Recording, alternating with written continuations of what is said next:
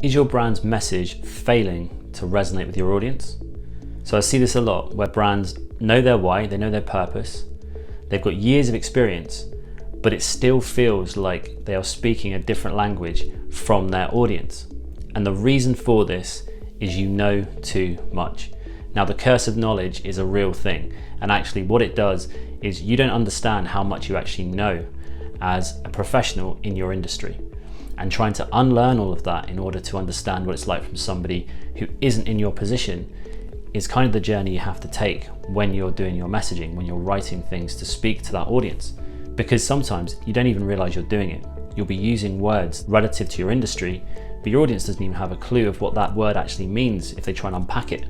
And the difference between your knowledge about your industry and your audiences is sometimes as wide as a canyon. So the idea is you need to bridge that gap between what they know, where they are, what you know, and how you can get that across with messaging.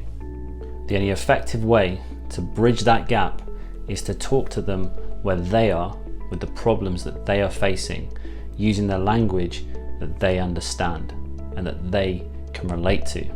So here are 5 things that you can do to be more empathetic as a brand, remove the curse of knowledge, and resonate with your audience. Number 1, solve the right problem.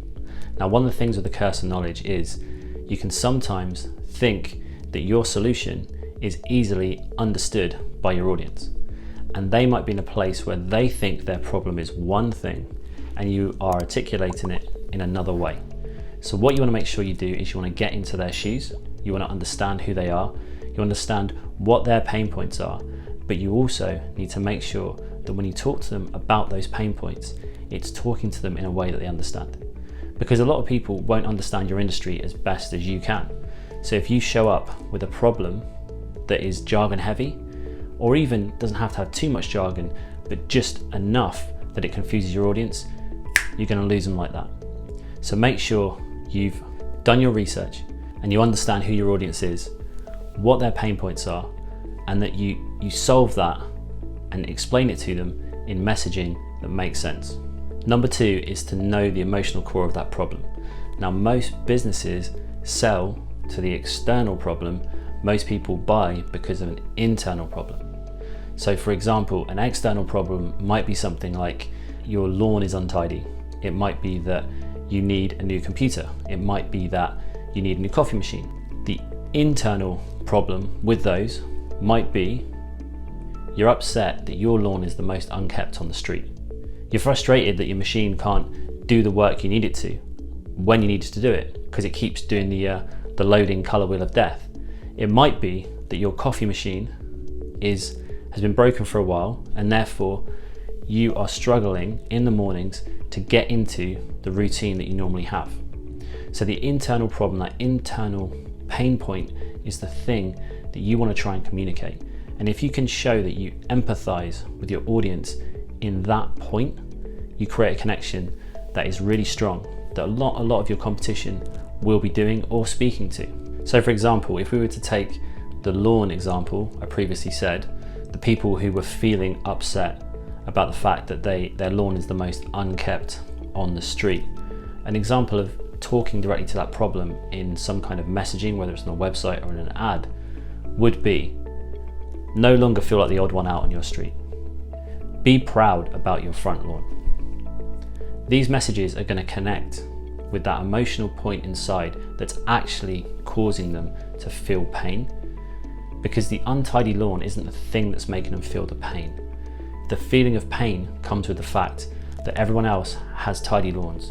They all look great, but yours is the one that's the worst on the street. Now that's the thing that is driving them to even search for an answer to this problem. So knowing the emotional core of your audience's problem is crucial to effectively messaging in the right way. Number 3 is to understand your audience and their journey.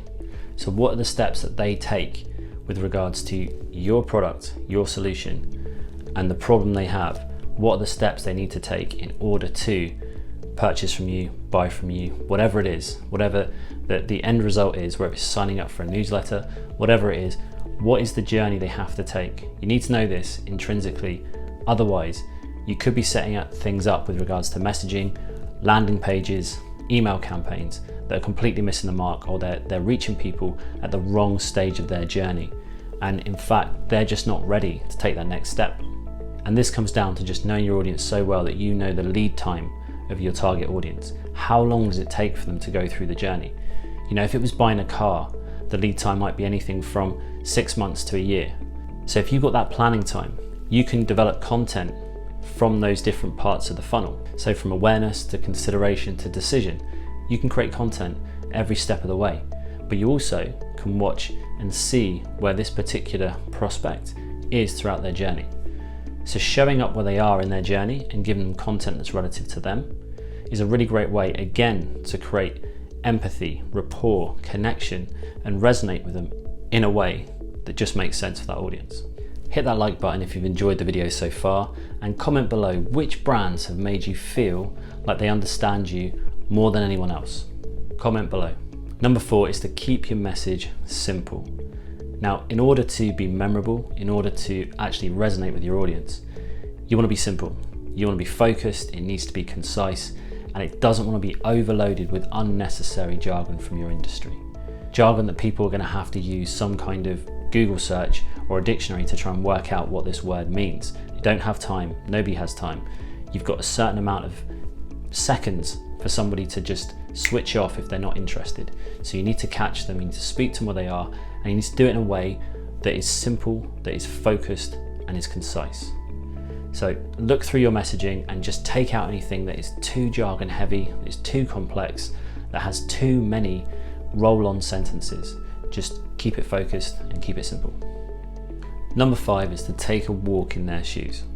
So to empathize, you need to understand. And to understand, you can use things that are data heavy, like Google Analytics, you can use Facebook Analytics, LinkedIn. All these places will give you detailed numbers and statistics, and which is great, and you need that. But you also need to understand who your audience are. And if you can survey your audience, or if you can do things where you do meetings with your audience, or talk to previous clients and understand how they interacted with you, how did they find you first off, what drew them to you, you're getting real data, real intrinsic data from people explaining the experiential side of your brand and the journey that they went on when choosing you to work with. So that data mixed with actual analytical data is always better than just having the analytical side. So if you can create some tests, some experiments, meet your previous clients, or talk to the audience as a whole, do some research, you're always going to find those little gems, those little nuggets that you won't find with just purely data alone. Now, messaging is only a small part of your overall brand. So if you want to find out where your brand is strong, where it's weak, and what's holding it back, then there's a link below to our free brand health check.